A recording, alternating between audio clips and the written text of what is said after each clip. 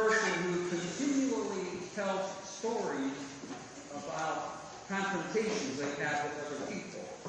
At the grocery store, at work, at church, on the block, at the gym, or wherever. And these stories will all have the same basic plot. Someone they know or have recently met or have encountered in some way does something or says something that offends them. An argument ensues, and the situation gets ugly. Or the relationship turns icy and maybe even ends. And naturally, this person always sees it as the other person's fault. I don't know what's wrong with these people, they might say. It's as if every story they tell points to someone else being at fault or doing something wrong or being ignorant or rude. You get the picture. And it dawns on you that this person really doesn't have many friends. People come into his or her life and depart quickly. And not wanting to offend, you simply listen as the other person complains about person after person after person. But what you really want to do is look in the eye and say, with all sincerity, maybe it's not them, it's you.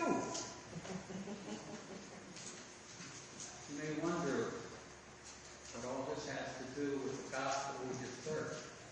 The parable of the sower. After all, isn't this story about attempting to get us to reflect on what kind of soil we are or aren't? God sows, and we are the ones on the receiving end of his sowing, receiving his word, his love, his mercy, his generosity. That is, his blessings in all its forms. And we're asked to think about whether we are good soil or bad, rocky or rich, fertile or barren.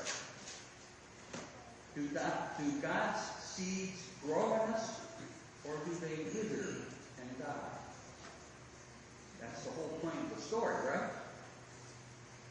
Well, yes and no.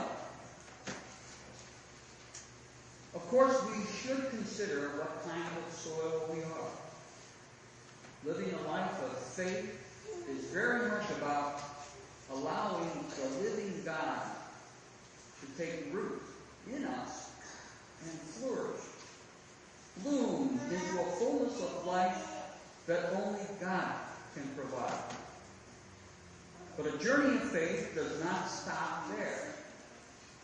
You see, being faithful is more than simply being on the receiving end of God's goodness, his generosity, although that's the proper starting point.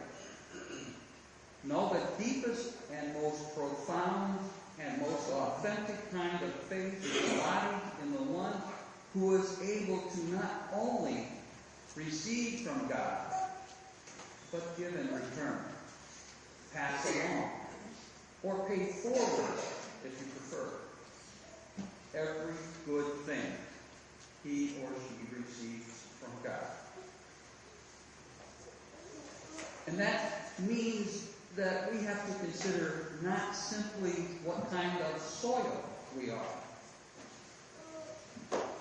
but also what kind of sowers we are. Now, maybe you don't feel as if you signed up for that. Yet human experience and common sense tell us that whether we like it or not, our lives say something to other people. It's not a matter of whether or not we're going to be sowers. That's a given. We have no choice. The real issue is what kind of sower do I want to be? Can I be? Do I need to be? Should I be? It's not if. It's how, what, and why. So looking back on the story I started with, The make-believe person in the story is clearly sowing certain kinds of seeds. Clearly showing seeds which push people away, turn them off, alienate them. Whatever the person is saying to others through his or her life is doing harm rather than good, tearing down relationships rather than build them up. Despite what he or she may believe, it may not be the soil at all. It may be the seeds themselves. So I need to ask myself, am I sowing seeds of cynicism instead of hope? Am I sowing seeds of negativity instead of joy? Am I sowing seeds of gossip instead of affirmation? Am I sowing seeds of judgment instead of acceptance? Am I sowing seeds of selfishness instead of generosity? Am I sowing seeds of anger or indifference instead of compassion? Am I, in a certain sense, sowing seeds of death instead of seeds of life? We may never know what type of soil we are encountering in this life through all the various people and situations which come our way. But knowing the soil is not our job, nor is it anything we can ascertain anyway. It's simply not possible. No, our job in faith is to first and foremost be good soil ourselves so that we can receive the fullness of all God desires for us, starting with His Word and encompassing every good thing that follows. But then, it is our duty, our call, and our privilege to become prolific sowers ourselves. Sowers of love and mercy and kindness and compassion and understanding. In other words, sowers of life.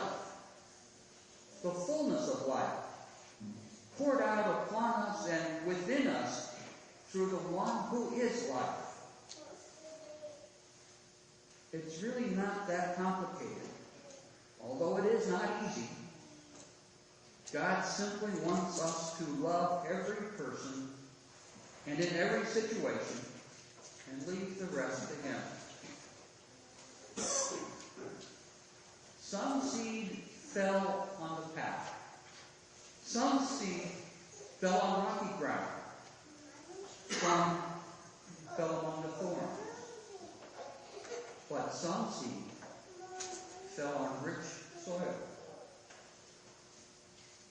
Let's be sure to reflect on the kind of seed we sow, and not just on the soil we are.